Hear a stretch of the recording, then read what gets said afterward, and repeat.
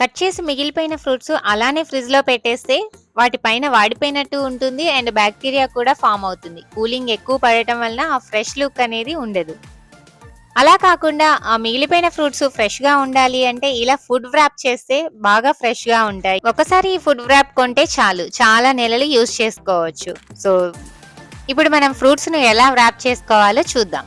కవర్‌ను పరిచిపెట్టేసుకొని దానిపైన మిగిలిపోయిన ఫ్రూట్‌ని పెట్టి వ్రాప్ చేసేయడమే. అది కవర్ ఒకదానికొకటి అంటుకున్నా కానీ ముడుచుకున్నట్టు వచ్చేస్తుంది. అందుకని మనకి ఫోల్డ్ చేయడానికి ఈజీగా ఉంటుంది. వ్రాప్ చేసేటప్పుడు చిన్న టెక్నిక్ తో చేసుకోవాలి. ఆ కార్నర్స్ అన్ని ఫ్రంట్ వైపుకి వచ్చేలాగా మనం ఎటైతే ఓపెన్ చేస్తామో అటువైపు వచ్చేలాగా వ్రాప్ చేసుకుంటే ఫ్రూట్ కట్ చేసుకోవాలన్న ప్రతిసారి జస్ట్ ఆ కార్నర్స్ ఓపెన్ చేసి మనకి ఎంత కావాలో అంత కట్ చేసుకుని మళ్ళీ అదే వ్రాప్ ని క్లోజ్ చేస్తే సరిపోతుంది. ఇలా చేయకుండా ఎలాగంటే అలాగా ఫోల్డ్ చేసినప్పుడు మనకి కట్ చేసుకున్న ప్రతిసారి కవర్ వేస్ట్ అవుతూ ఉంటుంది. నేనైతే ఇదే ఫాలో అవుతుంటాను. 4-5 డేస్ అయినా కానీ ఫ్రూట్స్ ఫ్రెష్ గానే కనిపిస్తుంటాయి.